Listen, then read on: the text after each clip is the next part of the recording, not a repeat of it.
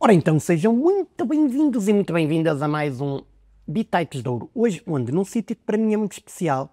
Uma casa lindíssima, com produtos assim extraordinários aqui no centro do Porto, no Quarteirão das Artes, de duas queridas amigas, o Copo de Uva, depois vão passar por cá e ver. E para sítios especiais, pessoas ainda mais especiais, uma grande amiga, e há muitos anos, ainda que eu só tenha pai 25 mais IVA, a minha querida e estimada amiga Rita Veloso.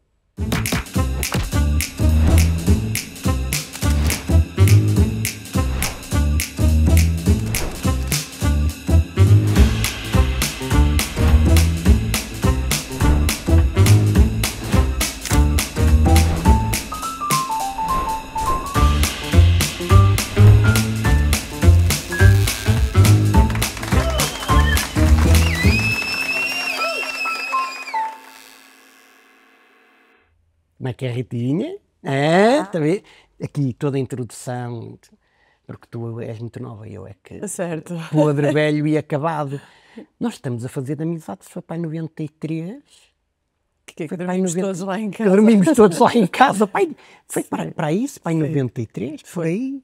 Espetacular. Tu, um dos motivos que faz com que eu te traga ao programa, para além de seres uma grande amiga, e portanto isso é condição sine qua non no Bitites de Ouro, é trazer pessoas que para mim valem ouro, é esta capacidade que tu tens de ir para a frente e fazer o que tens que fazer, ponto. Surge-te uma ideia e tu agarras nisso e vais e acabou. Isso não só é um ato de coragem, podia só ficar pelo ato de coragem e as coisas não correrem bem, mas tu tens projetos extraordinários, todos eles ligados a crianças e a jovens de uma maneira geral, e eu acho isso incrível. Tu tens um centro de estudos, Verdade. Criaste um clube de ginástica, Verdade. Criaste um clube de teatro. Certo. Pá, no meio disto és mãe, educadora, professora, atleta, treinadora, foste atleta de basquetebol, és treinadora de basquetebol. 24 horas bem geridas dão mesmo para muito, é isso? Sim, é um dos segredos, é gerir bem o tempo. Olha, quero-te agradecer muito o primeiro convite, porque realmente fiquei muito sensibilizada e depois pensei que era realmente importante, senti-me importante. A questão do fazer, eu não tenho um problema sério, não consigo estar quieta. Já a minha professora primária dizia no segundo ano, a Rita já se senta, portanto eu tinha mesmo um problema de hiperatividade e as ideias fervilham. Portanto, eu estive num colégio como professora de Educação Física, que é a minha área, e depois percebi que fazia sentido. Eu acho que os miúdos hoje em dia estão a precisar de mais liberdade. E a nossa infância, eu acho que hoje em dia eles não fazem ideia o que era a verdadeira infância que nós tivemos. E sinto que as crianças e jovens são muito, não é oprimidos, mas são vidrinhos. Pronto, então criei um centro de estudos, na altura um bocadinho fora da caixa, com a possibilidade de eles andarem descalços, poderem trepar, sujarem-se, jogar, brincar, onde o lema é mente sã, corpo são. E eu acredito muito nesta junção do brincar para a educação. E acho que hoje em dia temos muito problema de não pôr as crianças a brincar. Não há rua. Achas que há um exagerado protecionismo das crianças hoje em dia, com medos que são muito mais dos pais do que propriamente deles, e isso limita o crescimento deles? Sem dúvida. Assustador mesmo, eu acho. Os miúdos aos 7 anos não sabem apertar cordões, não sabem ir à casa de banho sozinhos, é muito...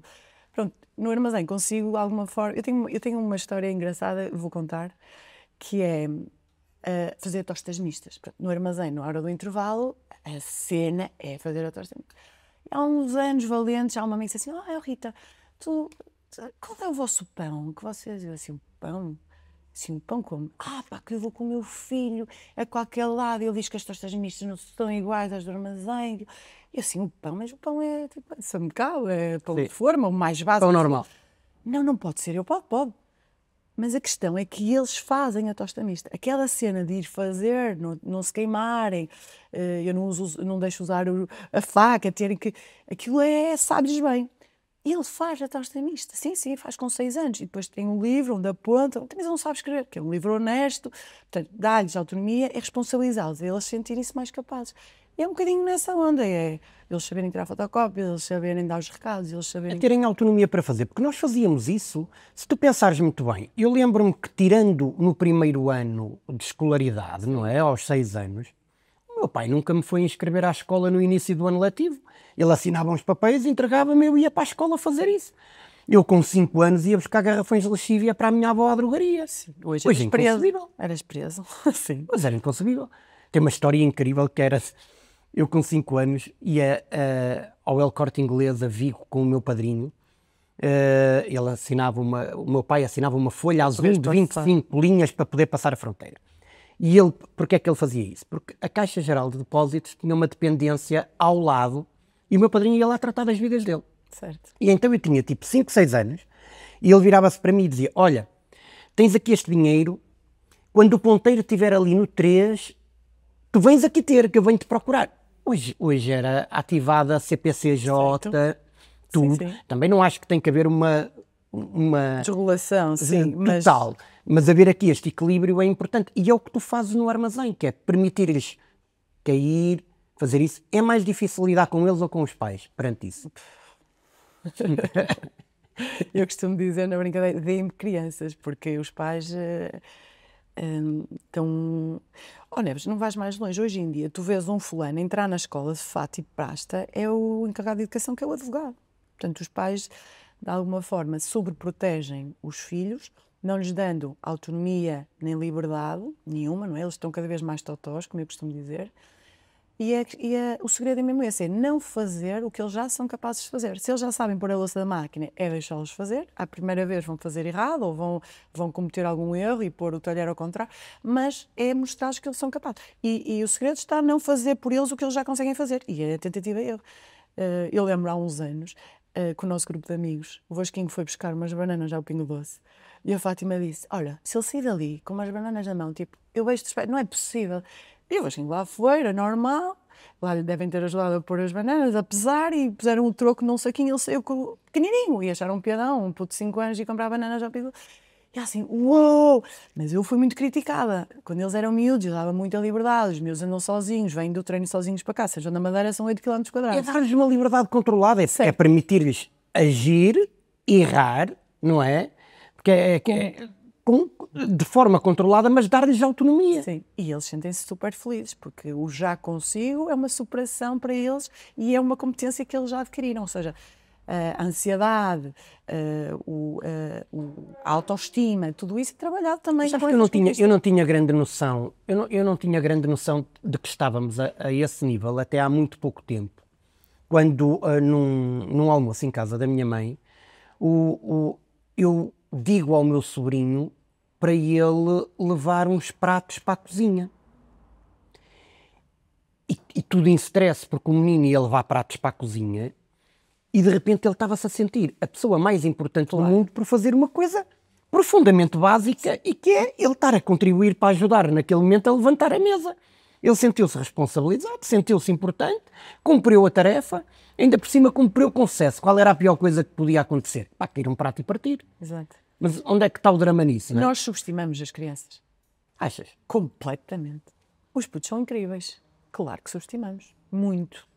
Eles são capazes de tudo e mais alguma coisa e nós achamos que eles são sempre uns coitadinhos e uns... Claro que sim. E às vezes as mães chegam lá: mas ele fez isso, fez, então, mas ele em casa... Ai, Rita, tens de ser tu a pedir, porque ele em casa não faz. Ou então, tipo, os miúdos são altamente moldáveis e aprendem com uma capacidade, não é? Eles são manteiga, como eu costumo dizer. Mas sim, é uma área que eu adoro, não é? Miúdos felizes são adultos capazes. Eu acho que eu ter uma boa infância... ter uma infância livre, com brincadeira, porque os pais muitas vezes dizem assim: mas ele vem cá para estudar. Eu, sim, mas ele também vai brincar. Pois, eu sei, mas eu quero que ele estude. Eu, sim, mas ele... É porque os estão sobrecarregados com atividades extracurriculares. É horrível. Os horários deles são com uma carga horária quase superior à nossa. Se tem piano, tem inglês, tem piscina, tem ténis, tem 1000 coisas. E depois sobra pouco tempo para brincar. Para não falar dos jogos e da telecomunicação. Por exemplo, é proibido o uso de telemóvel no armazém. No início a malta ficava assim muito, como assim? Mas já Então, fazes isso há muito tempo. desde que Agora começa-se a falar disso e eu sei Não, que desde desde que o início, desde que abriste eles têm uma portinha, eles entram, têm uma caixinha, metem lá e só quando saem que vão buscar. E vivem, e sobrevivem completamente. Pá, eu tenho uma experiência épica no teu armazém, que foi de fazer uma sessão de yoga do riso com crianças, e aquilo foi fenomenal. E tu tens vídeos disso que não são para partilhar, não interessa, mas que são épicos com os miúdos, e de facto dá para fazer tudo aí. E tu vens da área da educação física, tu foste jogadora de basquetebol, és treinadora de basquetebol, portanto, tudo aí resolves criar um clube. Portanto, do armazém passas para um clube. Como é que isso acontece? Então, eu era professora de Educação Física num colégio, tinha um grupo de desporto escolar já com alguma qualidade e a Oliveira do Bairro. Portanto, eu fazia muitos quilómetros. E um dia, quando abri o armazém, tínhamos atividades extracurriculares, portanto, depois do estudo. Eles tinham um dia para brincar, livre, em que no recreio é uma coisa que as mães dizem, mas os grandes não passam a bola. Não, o recreio, tu não ditas regras, é a lei do recreio. Como tu tiveste, como eu tive, os grandes mandam, para o ano os grandes mandam, para o ano os grandes mandam. Um dia a ser grande. Um dia a ser grande. E então, tudo, aquilo tem uma cortina, tu nem entras lá, não é? Tu falas de fora e aquilo, os grandes chegam, os pequenos saem, entregam a bola, e vão fazer outro tipo de brincadeira. E então, há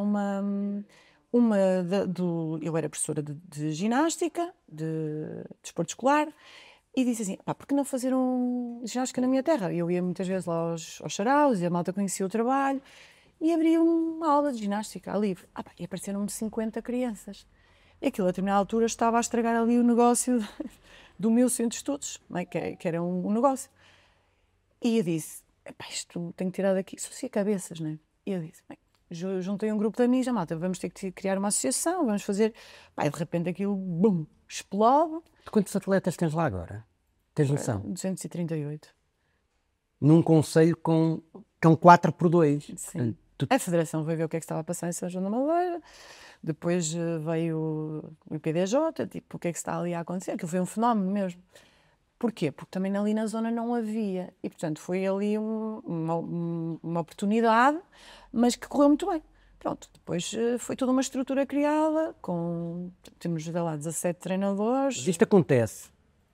Eu percebo que no campo da ideia tu estás sempre a fervilhar e estás a fazer, mas acontece porque tu também tens uma grande capacidade de liderança ou porque tens o dom de te rodear de grandes pessoas? Eu acho que é o segredo há quem diga em tom de brincadeira assim, Rita, como é que tu consegues para tanta gente a trabalhar para ti de borda? Não é para mim, não é? Porque as associações são das pessoas. Mas a verdade é que, no meu entendimento, o segredo está em criar as equipas. E criar as equipas é muito mais do que juntar pessoas, não é? É potenciar a opinião delas, é senti-las parte integrante, é mimá-las, é sentir que elas são úteis à coletividade. Isso tudo é todo um processo. E eu neste momento tenho 22 diretoras pro bono no clube. Aquilo é uma estrutura como uma empresa, não é? Está uma direção, difunde a informação. Uma associação. Estou aí, quando nós transformamos um projeto numa associação, sim, estamos a transformar aquilo em algo maior do que nós próprios, porque aquilo deixa de ser nosso. Exatamente. E é uma coisa que é para o bem comum, sim, e portanto em primeira linha de conta nunca vai estar a questão do lucro ou do negócio. Portanto, o negócio ali é trabalhar em prol da comunidade, servir. Sim. E portanto, quando criamos uma associação, o meu festival de comédia foi isso exatamente que fiz a determinada altura. Tive que cortar aqui o cordão e transformar aquilo, porque se me acontecer alguma coisa não é por causa disso que o festival há de terminar. Mas esta questão de liderar, de agregar e transformar aquilo é muito importante, porque depois é preciso ter um ritmo muito grande para te acompanhar, porque tu não paras. Isso é as minhas principais críticas. É a crítica que te fazem, é que é difícil manter o andamento. E a partir das 11 da noite é terrível. Há malta que desliga mesmo, porque aquilo é...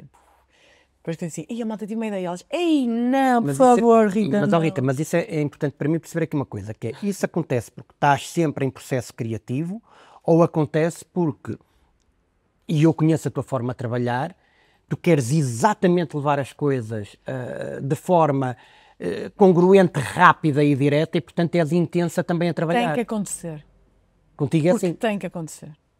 É um bocado isso. Então, mas depois quando dão, às vezes eu sou muito rude nas reuniões e digo assim, porque isto, e só problemas, assim, tragam soluções. Problemas já todos os conhecemos, vamos arranjar soluções. Não há dinheiro, vamos criar a missão saltar, vamos criar a missão sonhar, vamos criar. E todos os meses há uma iniciativa. E eu costumo dizer que é importante a coletividade não estar bem de vida financeiramente, porque assim obriga toda a gente a trabalhar. O problema é que a coletividade está realmente bem de vida, porque está muito bem, modéstia à parte, não sou eu, que eu nem sei quanto dinheiro temos na conta, mas está muito bem gerida, está tudo muito bem alinhado. Ainda ontem chegou um equipamento de 40 mil euros ao clube, que foi um sonho nosso, conseguimos, e conseguir comprar um aparelho hoje com uma coletividade de 6 anos, pronto, fornecedor que nos conhecia quando nós começamos e que andávamos às pinguinhas a pagar os 100 euros, e agora chegamos, olha, é tipo, uou, dá assim alta cena, assim, conseguimos chegar ali ao fornecedor que nos via como um pelintras e diz assim, olha, temos condições para te pagar a pronto. Qual é o preço que nos vais fazer? A pronto, nós, sim. Não há nenhuma coletividade que faça isso, muito mais na ginástica. Mas eu acho que esta questão de quando tu tens a dificuldade, diz-se que a dificuldade aguça o engenho, que é, tu estás aqui e vais ter que sair daqui. Portanto, sim. É a partir deste momento que vais mesmo ter que criar soluções. É a vida de muitas das organizações hoje em dia, e facto é que se eu transportasse isto para a minha vida, foi dos meus maiores desafios que eu também conquistei as coisas mais incríveis que depois fiz. Sim. Um grande amigo meu que já esteve no programa e que tu conheces, que é o Fernando Rocha, dizia sempre, eu vou em frente, eu ainda não sei como, e eu meto-me naquilo, porque a partir do momento que eu meti, agora eu estou dentro daquele processo, eu vou ter que resolver. Sim, sim. E vou ter que criar equipa, não é? Há solução para tudo. Duas coisas que o armazém me ensinou foi, e eu digo isso aos meus filhos, eles ficam assim, não percebo bem, que é, não há ninguém insubstituível, claro que há uns mais que outros. Sim. E há solução para tudo. Há solução para tudo, Neves. Há solução para tudo. Ou mais para a direita ou mais para a direita. Eu acho que na liderança, eu acho que nas associações, nas organizações, na política, é muito pior o não decidir, do que o decidir mal. Não é? Porque tu tens todo um barco com malta e que tu tens que ir. Tu tens que seguir o rumo. Para onde eles vão atrás de ti. Muitas vezes assim, mas nem se sabe como é que vai acabar. Às vezes assim, então, mas, malta, vamos. Vai ter que acontecer. Mas olha, depois assim, pronto, isto vai resultar. Ela diz que sim, vamos. E porque também acreditam. Não, porque acreditam porque tu não te limitas a ficar no campo da ideia. Tu concretizas, tu ages e estás na linha da frente de quem está a fazer também. Portanto, tu estás ao lado a trabalhar, tu não te limitas a dar a indicação, a dar a ordem. Sim. Mas isso é muito interessante, é uma belíssima lição de liderança que estás a dar, que é a liderança pelo exemplo. E, um parênteses, no desporto, mulheres no dirigismo, eu vou a reuniões que sou a única mulher. Mulheres no desporto não existe, não é, Neves? Isto é todo um outro processo que podemos estar aqui Por exemplo, no outro dia convidámos do IPDJ para fazer uma sessão sobre dirigismo no feminino. E a malta ainda olha assim um bocadinho de lado, do género. Mas o que é que tu percebes de desporto? Não é? Porque o desporto ainda é muito masculino. Os presidentes de federação são todos homens, não é? A maioria. Há 5 mulheres no país inteiro. A minha associação é tudo mulheres. Outro dia fomos dar uma palestra porque o presidente do IPDJ dizia que as mulheres... Eu disse, pois, mas olha, nós temos aqui uma situação que é uma coletividade só de mulheres, o que também não é muito bom, mas é interessante, porque o desporto é feito para os homens. E tu gostas mais de trabalhar com... É mais fácil, não é gostas mais, é mais fácil para ti trabalhar com homens ou com mulheres? Com homens. Se eu for treinadora, eu fui trabalhar com homens. Ser treinadora de rapazes é mais fácil. Se for com mulheres, é mais difícil, é mais desafiante. Mas tem outras coisas melhores, portanto. Mas se tu me perguntas assim, qual é mais fácil? Treinar homens. Qual é mais difícil? Treinar mulheres. Qual é mais desafiante? Treinar mulheres. Se tu tiveres que fazer uma equipa, as mulheres, os homens são mais práticos, eu acho. E mais, então, nós vamos a uma reunião e eu tenho que dizer, malta, 5 minutos para falarmos do que quisermos, não é? Porque as mulheres gostam de falar de tudo e mais. E agora, malta, vamos lá. E se for homens, é muito mais, são mais pragmáticos. Mas é interessante, não é mesmo? Acho que as duas coisas é bom. Eu tinha um tesoureiro que era homem, ou seja, muito pragmático, muito direitinho, muito continhas, tudo. Ia para as reuniões super bem preparado, mas as mulheres também são boas porque são muito responsáveis, são muito empenhadas, são muito dadas. Sentes que há mais compromisso e mais flexibilidade, sim, é isso? Sim. Isso é muito interessante. Aliás, no equilíbrio é que reside o sucesso. Portanto, é Sim. saber nas devidas O funções. segredo é esse. Eu dizia muito ao meu pai que é, quando eu entrei para as empresas e tal, eu era eu dizia que era a profissional da cambalhota, não é? Que é tipo, era a menina da cambalhota para aqui gerir empresas. Tipo. E há muita analogia entre o desporto e o trabalho e as empresas. Houve uma reunião há muitos anos com o senhor do banco e disse assim: é do desporto, olha, isso é muito bom, porque os clientes que nos chegam lá, nós vamos ver os hobbies, se eles foram ou atletas ou treinadores, porque há muita essa coisa de superação, de sacrifício, de dar a volta por cima, resiliência. O desporto traz-nos isso. E se calhar, por eu ter essa base, eu também sou muito, não aceito o não muito facilmente. O não para mim não é bem não, sabes? Não, só quando eu bater, a malta diz, pronto, vais bater com a cabeça só quando bateres lá é que é um não. Sim, só quando eu bater com a cabeça é que é um não. Até lá pode ser um sim. Mas eu Mas acho que isso é um bocado, tu não achas que isso é um bocado contraproducente com aquilo que tu própria és? Que é, tu tens muita flexibilidade, és muito ativa. sim.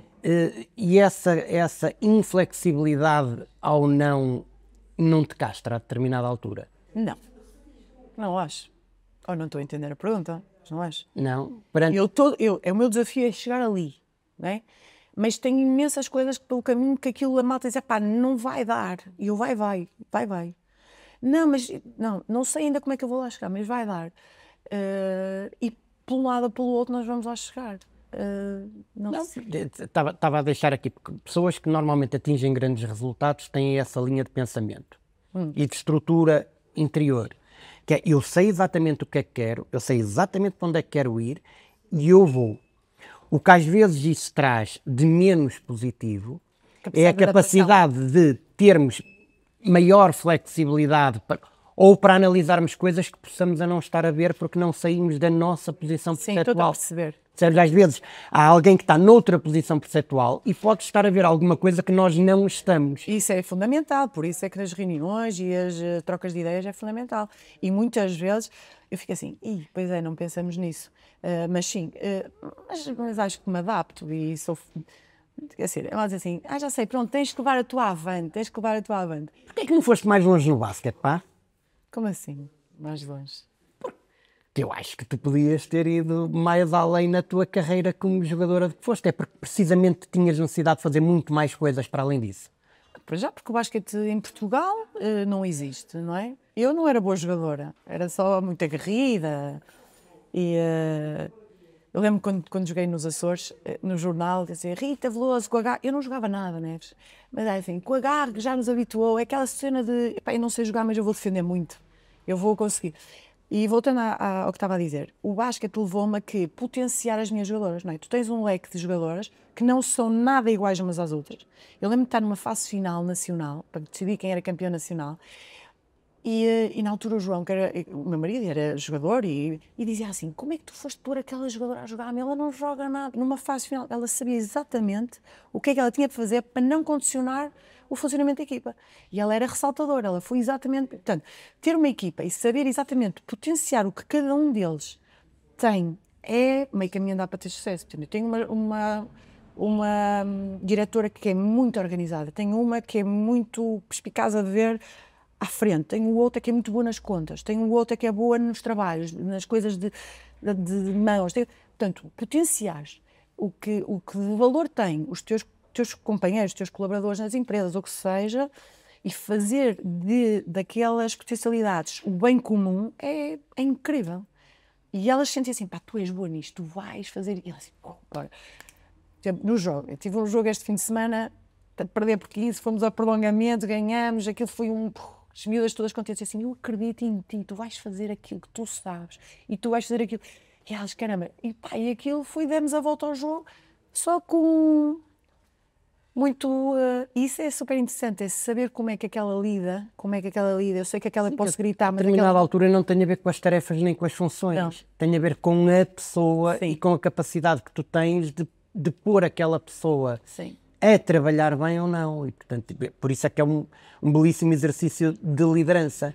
Isso dá-me um enorme prazer. Essa parte toda vais buscar ao lado do teu pai ou ao lado da tua mãe? Ai, não, minha mãe não. Minha mãe a tua mãe era tudo sensibilidade. Sim. Não era? O meu pai, claro. Essa parte é Meu toda, pai, meu avô. é toda António, não é? Isso é tudo António, Eu acho que também, sim. não é? O que não é muito, não é bom nem mau. Não, É o que nós vamos buscar, há uma série de competências que nós vamos buscar às referências que temos e àqueles com quem estamos. Também era uma pessoa, como tu dizes, ligada às artes, que é uma parte que tu tens, que é, poderíamos estar a achar que tudo isto, aqui a Rita era só foco, compromisso, coisa, levar tudo à frente, Superação. partir tudo, a CR7 de cabelo ruivo, arrebentar aqui com tudo. E depois tu é escrita, é diários desde pequenina, é transportar para a escrita estados de alma e de pensamento, é lançar um livro infantil maravilhoso que tem uma inspiração também com base nos teus filhos. Essa parte também é muito importante para ti. É aí que está o equilíbrio. A escrita a mim é quase terapêutica, não é? Portanto, eu aos 9 anos comecei a escrever diários e depois aos 13, por razões óbvias, achava eu que ao escrever a minha mãe me iria ouvir. E, portanto, desde aí que sempre escrevi diários.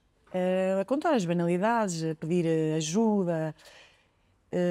E sim, esse é o meu lado menos conhecido e que eu não... Lá está. Não, Não, mas que é interessante, porque ninguém é só uma coisa, Rita. Sim. Isto traz conhecendo-te, ninguém é só uma coisa, ninguém é só ou a pessoa extraordinariamente sensível que não sai dali, ou só focada, comprometida, obstinada a levar tudo em frente. Não, nós temos este equilíbrio. Sim, acho que foi um cocktail ali. Sim, a minha mãe não era nada ligada a esta parte da empresa. A minha mãe gostava muito de ser psicóloga, na altura não pôde, não é? Porque não era bem visto nos anos 70 uma mulher. E sempre foi uma revolucionária, uma pessoa muito revoltada com a vida. Depois seguiu Educação Física, porque tinha Psicologia no curso. E eu acho que Jogadora de basquete. jogadora de basquete também, no Sporting. Mas sim, acho que esta parte mais dos estados da alma, de ser O sensível. livro que tu escreveste, infantil, Sim. que eu acho que ele até tem lá coisas que é bem mais para os adultos do que para as crianças, que tem aqui uma questão muito interessante, porque tem a ver com sustentabilidade e tem a ver com abordarmos questões que são importantes e que tem os pinguins e é uma belíssima metáfora para aquilo que são os teus filhos e a relação que tens. Escreveste aquilo para quem? Para eles. Escrevi para eles. E E deu-me muito gozo quando lhe dei um a cada um e eles leram e eu assim, ui, eu escrevi um livro. Mas qualquer pessoa escreve um livro, não é? A verdade é essa. Mas deu-me muito gozo. E depois não era suposto eu fazer daquilo, comercializar. Mas pronto, foi muito interessante. Chamaram-me das escolas para ir ler e depois... E eu gostava muito de pôr os miúdos a pensar, porque depois chegava assim e dizia assim, então mas esperem lá, mas uma menina pode ser jogadora de futebol? Pode. Então e o menino pode ser bailarino? Não, isso não. Portanto, e desconstruir tudo. Então e vocês acham que são felizes a fazer o quê? O que é que vocês acham que são felizes? Então mas ela gosta muito de jogar futebol e joga com os rapazes e pode. Portanto, desconstruir estes preconceitos nos miúdos, porque são culturas, padrões de educacionais, não é? Que nós todos levamos.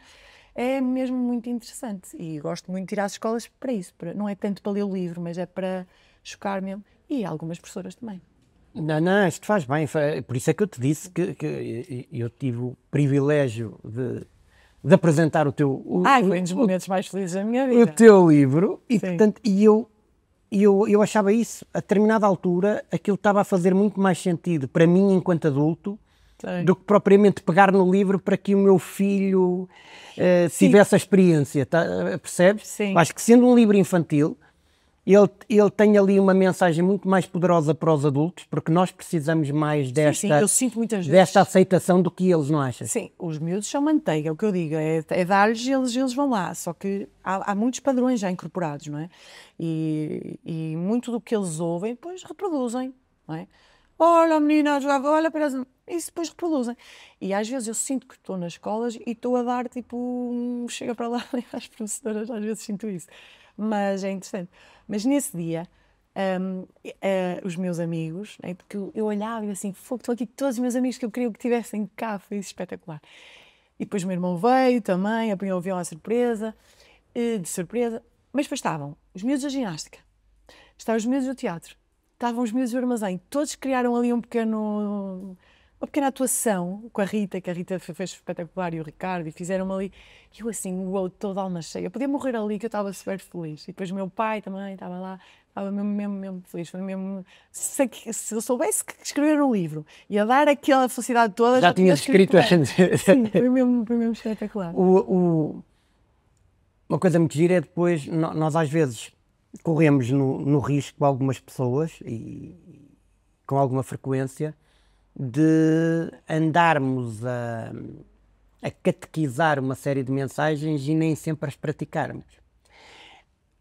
A questão é que eu vejo a forma como tu praticas tudo aquilo que defendes com a Maria e com o Vasquinho. São coisas muito interessantes, que é esta coisa de brincar, de estar, de ter... De ser. O maior legado que os meus pais me deram foi presença. Eu acho que o maior legado que o meu pai e a minha mãe me deram foi estar presentes. Eu nunca senti que não tivesse os meus pais quando era verdadeiramente importante. Tu dás muito isso aos teus filhos. Tu és totalmente presente na vida deles, independentemente de teres um dia com uma tonelada de coisas para fazer. E nos meus horários há um dia que é dia da família. E a Rita assim, não conheço ninguém que tenha num horário o dia da família. É mesmo obrigatório. Este ano a Sajonense convidou-me para ser treinadora e eu disse, desde que eu e o Vasquinho neste dia não treinemos para ser o dia da família. Não, mas dava-te a dizer, eu acho que o mais importante, toda a gente diz, de todos os trabalhos que tu tens, das profissões todas, qual é o mais difícil? Ser mãe. É o mais difícil. É o mais desafiante. Tu não és... Principalmente quando se tem uma filha que é uma fotocópia da mãe. Ih, isso é terrível. Isso é terrível. Então agora estás a... Mas faz. E o meu pai, quando eu faço queixas da Maria, o meu pai diz assim, filho, fica tão contente, fico tão contente. Ele fez isso. Faz uma introspeção, Rita. Bom. Eu conheci-te na idade em que a tua filha, percebes? Tinhas a idade que a tua filha tem agora, percebes? Um horror. Portanto, olha, mas eu agora estou a sofrer tudo e estou a pagar tudo bem pago, não te preocupes. Mas sim, ela é uma inspiração, a Maria. A minha avó é a minha inspiração, mas a Maria ela é a felicidade em pessoa. Não é? A Maria entra aqui e não há ninguém que não repare que ela é... Cheguei, estou feliz. A minha avó cada vez que a vê fica... Porque ela é toda ela, é gigante, e depois toda ela é a felicidade. Não é? Portanto, a Maria não está mal com o mundo nunca. Ela está sempre bem com o mundo. Vasquinha é aquela pessoa que me olha assim, tu hoje estás triste, mãe? Estás triste hoje? O que é que tens? E é um melzinho, é um docinho, é aquele que muito perspicaz, dá aquelas piadas muito rebuscadas. Mas acho que o mais importante é o ser. Eu estou sempre a dizer isto, assim, ter, o ser, não é? Digo muitas vezes, distingam-se pelo ser. E dizia muito aos meus alunos, eu tinha sempre as turmas piores da escola, tu foste lá, e tipo, eu tinha os índios, não é? Aqueles índios da escola que eu adorava. Toda a gente acha, mas eu adorava. Eu dei aulas no Cerco do Porto, e no colégio tinha os profissionais de desporto, daqueles índios que... Então, como é que eu dava disciplinas terríveis, como finanças e, sei lá, marketing, aprovisionamento? Era na prática, eu levá-los na prática. E era assim, distinguam-se, porque eles só faziam disparate, distinguam-se pela... Sejam irreverentes, mas pela positiva. O que é a Maria? Maria, pai, aos 11 anos, escreveu uma carta ao Presidente da República. E eu chego de férias e tinha uma carta da presidência. Menina Maria, eu assim, ui. A Maria, é assim, então escrevi para o Presidente, então, achas bem andarmos carregados com livros num mundo destes? E a verdade é esta, o ensino está obsoleto, o ensino está igual ao nosso tempo, os carros evoluíram, os telemóveis evoluíram e tipo, tudo menos o ensino não está evoluído e isso é um problema para os miúdos, porque... No entanto, continuas a fazer algumas coisas completamente à moda antiga e que eu acho que são preciosas. Isto é tudo muito lindo, está tudo obsoleto. E prendas de Natal, são vocês que as fazem sempre. Tu e os teus filhos. Sim. E toda a gente recebe a prenda elaborada, feita, tudo preparado por vocês. E isso é um exercício fabuloso de conexão que tu estabeleces com ele e um grande exemplo que, em algumas coisas, eu próprio já pratiquei. Nós começamos em novembro, nós idealizamos a prendinha, geralmente é com material reciclado, e depois embrulhamos, tem todo um processo, não é? O pintar, o colar, e depois embrulhamos, depois vamos com sacos imensos de cartas, porque ainda são algumas. Nós não compramos prendas, eu não dou prendas aos meus filhos nos anos, nem toda a gente, o quê? Tu não dás uma prenda aos teus filhos? Não. Eu opto por outro tipo de experiências, mas escrevemos mesmo. E a mãe já tem o calo, porque eles hoje em dia não escrevem, não é? Claro.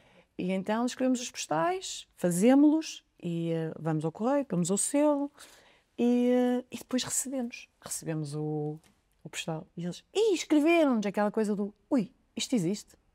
Tu escreves A correspondência, ficar à espera, saber quem é que vai responder. E olha, eles gostaram mesmo, olha, disseram aqui que não... Exato. Sim, gosto muito. E acho que é isso que falta, não é? Porque tu mandas uma mensagem incorpórea, fica volátil, não está... Porque eu dou muito sentido, eu tenho recordações da minha mãe e os bilhetinhos que ela me deixava para mim são uma preciosidade, não é? Enquanto que uma mensagem, fotografias, não é? Eu faço álbuns, colo fotografias, faço diários deles, saiu o dente, já caminha, hoje desafiou-me e respondeu-me torto. Agora estou na adolescência, não é? 14 e 15 anos, não é fácil, é um desafio, mas tento valorizar o ser, sim. Não é? Se eles te entrarem agora em casa com 15 pessoas para dormir... É na boa. É? É na boa. A minha casa é sempre assim, cheia de canalha. Portanto, estás bem com isso? É na boa. Eu vou lá para baixo e não... Eu não sei se tinha a paciência que tinha quando éramos nós a ir dormir, a malta toda junta. Eu aí estava tranquilo. Eu tinha pena do meu pai. Nós éramos horríveis. Nós fazíamos cenas... Eu atropelei o teu pai com uma moto d'água. Sim, mas parecia uma pega de touros. Foi uma coisa tão linda. Essas férias foram maravilhosas. Fomos para o centro de saúde 10 vezes cozer-nos. Hoje em dia meu pai era preso. Mas sim, valia tudo. Nós conduzíamos motos aos 14 anos. Já prescreveu. Já prescreveu. Já prescreveu. Portanto, é só porque há programas que vão gravar com polícias e não vai eles lembrarem. Mas foram as férias mais felizes da minha vida. E um dos projetos que eu gostava de pegar, que eu sei que me vais fazer essa pergunta... Oh, Rita, diz-me aqui uma coisa. E que projetos é que tu gostavas de ter? Olha, parece que... Então, sabes aquela cabaninha de madeira no Jerez, onde a gente passava férias? Claro. Pronto, agora está de volta, não é? Vais fazer projeto naquilo? Vou. Que dizes? É um sonho, não vou, é um sonho. Eu acho que é uma que não. Se já está no sonho, para ti já não fica no sonho, já vais fazer, não é? Nem que seja... O que queres fazer lá? Opa, quero fazer um turismo de proximidade, uma coisa que não tinha luz, lembras? Lembro. O nosso frigorífico era a nascente, só havia grelhados porque não havia.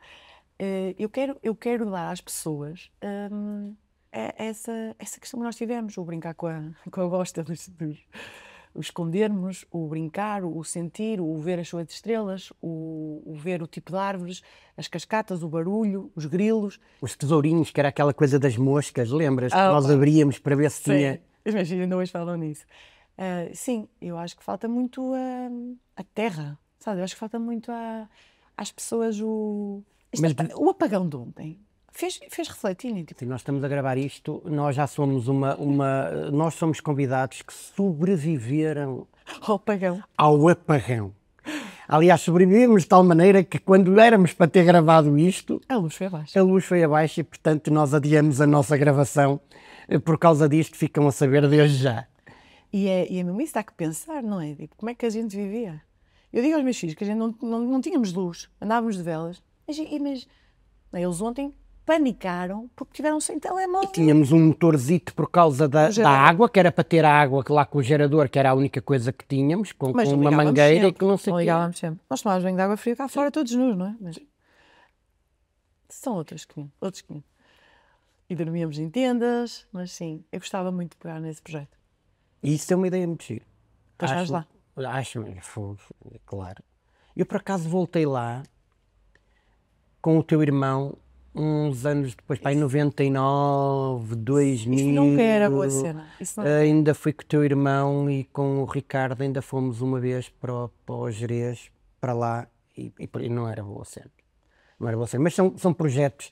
Acho mesmo que tens de pegar nisso. Acho uma ideia muito... O projeto que mais me realiza hoje em dia, se queres saber, é o que eu tenho de ginástica adaptada. De um projeto de inclusão social que eu tenho com os meninos da Cerci, em que temos um rácio de atletas com deficiência e sem deficiência, em que treinamos todos juntos, e que começou em 2017 e sobrevive, e temos imensos convites, porque aquilo é uma mensagem super poderosa que passamos, sobretudo aos mais jovens, que é, mas eles também fazem, mas eles também são capazes, não é? Porque a deficiência, por exemplo, não é? É muito escondida em Portugal. Tu não vês cadeiras de rodas, tu não vês deficientes, não é? Nada está preparado para esse tipo de população, também como aos velhinhos. E então, nós fomos a Gondomar este fim de semana, a malta levanta-se a ovacionar, porque aquilo é mesmo impactante. Eles também estão aqui. É impactante, é comovedor e eu acho, porque já estive envolvido em projetos que tinha utentes de Cersei e, por exemplo, esta reja também trabalhavam muito bem a realidade do ponto de vista da dança com pessoas portadoras de deficiência, e eu acho que é muito raro tu conseguires encontrar tanto amor como encontras na satisfação que eles estão a ter. Aquilo é amor em estado puro, bruto.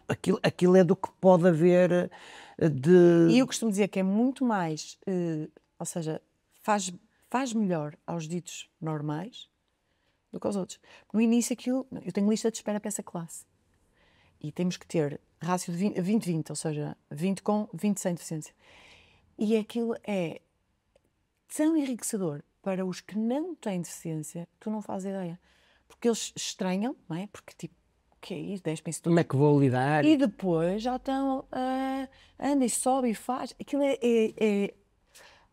esses treinos, as seccionistas e as mães não podem estar lá, choram, baberram, mas depois pôr aquilo em prática, não é? Porque eu costumo dizer... Converter aquilo num espetáculo. Sim, mas o processo em si é muito mais enriquecedor do que o produto. Ou seja, o estar nos balneários com eles, o interajuda, tu consegues, as conversas deles, né? Porque no início tu dizias assim, mas tu és o Son Goku, então tu não és o André, não, o André não pôde vir, o Son Goku ele estava muito nervoso, e a mata fica assim, mas depois aquilo é tipo, já estão na escola juntos, já se falam, param na rua, e pronto, e isso é a minha verdadeira inclusão. No início foi muito, não é, porque não há dinheiro, como é que eles vão treinar, não, venham cá vocês ao Cersei, não, eles têm que ir ao clube onde se realizam as atividades dos normais, dos ditos normais, não é? Tens a inclusão e tens a multiculturalidade agora também, que é, nós estamos a ter este fenómeno em Portugal, que é, estamos a ter uma série de pessoas de várias nacionalidades que estão a vir para o nosso país e, portanto, os filhos também estarão integrados numa série de iniciativas e atividades, e tu também tens muitas nacionalidades. E a quererem participar também ativamente, as mães... E, mais uma vez, continua a ser mais simples esta ligação entre eles do que propriamente com os adultos. Sem dúvida, sempre. Eu costumo dizer, dê-me canalha.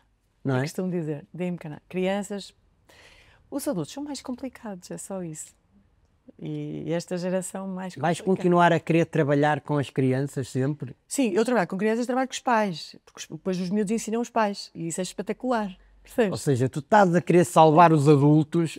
Através das crianças. Por via das crianças. Esta é uma mensagem poderosíssima. Rita, estou encantado que tenhas vindo. Obrigada. É um privilégio imenso eu ser teu amigo. Tu sabes que eu sou completamente fã, adoro-te e tenho um orgulho muito grande em tudo quanto tu consegues concretizar e fazer. Acho que é um belíssimo programa. Vocês já sabem, continuem-nos a acompanhar aqui nesta missão que eu e a Douro Azul estamos a ter, de trazer pessoas absolutamente inspiradoras, pessoas que para nós valem ouro. Um abraço, até um dia destes.